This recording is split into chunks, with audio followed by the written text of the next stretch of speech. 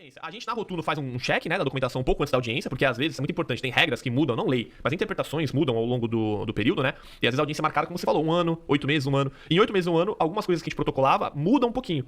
Então a gente aplica essas novas regras nos processos que vão ter audiência próxima, né? Justamente para evitar que o juiz faça o quê? Marque uma segunda audiência pedindo a adequação daquele processo. Um exemplo bem claro e bem básico, rápido, para não ficar tomando a galera, é a questão da procuração. Sempre dou esse exemplo. Antigamente, filho menor não precisava estar na procuração. Em algum momento, os juízes começaram a pedir. Então, a gente teve que mudar as procurações de quem estava ali para colocar o Gustavo junto com o filho dele para pedir o processo, para pedir a cidadania. Filho menor. Aí, em algum momento, passou mais um pouquinho, os juízes não queriam só o Gustavo com o filho, queriam o Gustavo com a esposa e o filho. Então, tinha que trocar de novo a procuração. Ah, Armando, mas se eu não trocar a procuração, vai dar problema no meu processo? Eu não sei. Mas na Rotuno a gente usa o filtro mais apertado. E o filtro mais apertado é, o juiz pode pedir. E se ele pode pedir, eu já vou me antecipar a esse possível problema e vou entregar a documentação mais completa possível, que é pra ele não ter um A pra dizer, né? Quando então, teve a grande naturalização, que a gente começou a anexar junto também alistamento eleitoral, a negativa de alistamento eleitoral. Ou seja, não era uma coisa que a gente olhava antes da grande naturalização, mas quando a gente viu que a gente podia aprovar com mais um documento que esse italiano nunca exerceu nenhum direito brasileiro aqui e não se naturalizou, então a gente adicionou um documento. Então isso pode mudar, né? Para quem estiver vendo esse vídeo no futuro, pode ser que tenha novas interpretações. É diferente de mudança de lei, é interpretações de juiz. Perfeitamente. E aí na audiência, como a gente se antecipou um pouquinho no podcast aqui, antes da pandemia, presenciais em Roma. Na pandemia, não era telemático, era tratação escrita, o juiz se fechava no gabinete dele com a documentação. Agora, nos regionais, temos 3 tipos de audiência, Gustavo. Presencial, a telemática, propriamente dita, via Zoom, Skype, aquela história toda.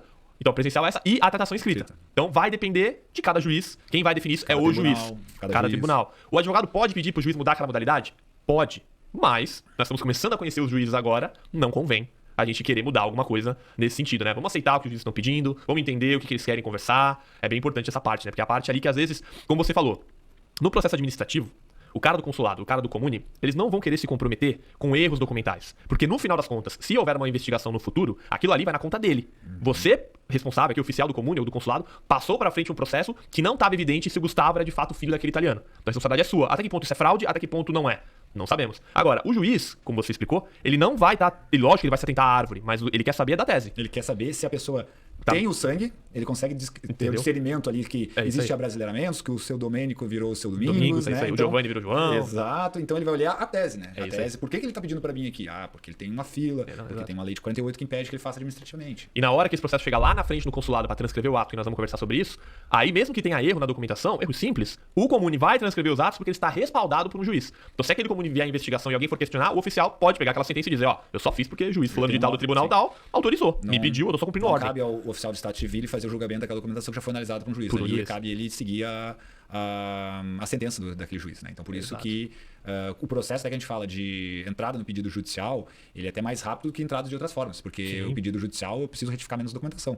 A pessoa que não tem alguém na família que fez o processo, está começando zero e quer fazer o processo via comune ou via consulado, eu digo hoje, para arrumar a documentação, 6 meses a um ano. Sim. Porque você depende primeiro de um NASH apostilado, só aí vai quase 6 meses. Aí depois o tempo aqui dos cartórios no Brasil. De fato, às vezes você entrar no judicial, é o tempo da pessoa tá arrumando tudo, o judicial tá correndo, né? Hoje em dia, se a pessoa quer tirar o processo muitas vezes o mais rápido possível, eu me pergunto até se o comune é o mais rápido se a pessoa não tem a documentação pronta. Se ela já tem, porque é muito familiar, fez o processo, não, beleza, pega a documentação aí que já tá toda retificada, vai pra Itália, escolhe um comune para tu estabelecer tua residência, mas ninguém na família fez. A documentação tá cheia de alterações ali de escrita, né? Que precisa provavelmente retificar.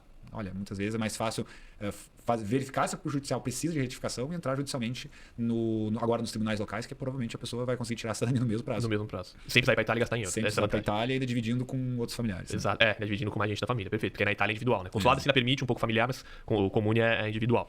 Então são 3 tipos de audiências que a gente tem hoje. Isso. Né? A gente tava retomando. Isso. Não, são 3 tipos de audiência, mas o que eu quero dizer é a saída das audiências, né? Quais documentos são emitidos pós-audiência, né? A figura do verbale e da sentença, né? O verbale, ele vai trazer pro cliente, ou pra nós, ou pro cliente, assim, conferir a documentação, tá tudo protocolado corretamente, seguiu o rito judicial correto, agora vou me reservar em decisão.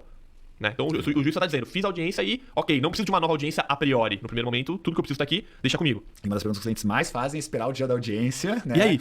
E a audiência que era escrita e aí, o que o advogado disse da audiência? O advogado nem participou da audiência. É isso aí. Ela era escrita. Daí teve atualização aqui no aplicativo, o que aconteceu? Anotação, é só um verbal, ele tá se reservando direito. É muita ansiedade. Isso. Né? Ainda mais grupo, hoje em dia com grupo de família. Hoje tem grupo da família e o grupo da família que entrou no processo de cidadania. E esse grupo sempre quando tem uma mudança no aplicativo, vem ali. Então tem que aguardar, né? O verbal não quer dizer nada. Não. Eu já vi processos com verbal verbale evoluírem para uma sentença. Eu já vi processos com verbale evoluírem para uma próxima audiência, porque o juiz foi pegar a documentação de fato, viu um detalhe, pediu esclarecimentos e aí ele marcou uma nova audiência. Então, o verbale também não significa que não teremos mais audiências. Ele é um bom indício, mas não significa nada. Significa só que aquela audiência ocorreu, que ele não postergou por qualquer motivo, a audiência não ocorreu por, sei lá, eu já vi, por exemplo, a audiência não ocorrer por greve dos juízes. Então, o juiz emite o verbale dizendo: não fiz audiência porque eu tô de greve e tá marcada para daqui a 15 dias. Então, aquela audiência nem ocorreu, de fato. Entendeu? Então, o verbale é mais uma comunicação ali sobre a audiência, né? E uma das perguntas que mais fazem aqui, Armando, né? Se em processos de famílias grandes, né? Quando tem lá 30 pessoas, 15 pessoas, né? Obrigatoriamente vai ter uma segunda audiência. Eu preciso desmembrar o processo também, é uma coisa que nos pergunta muito.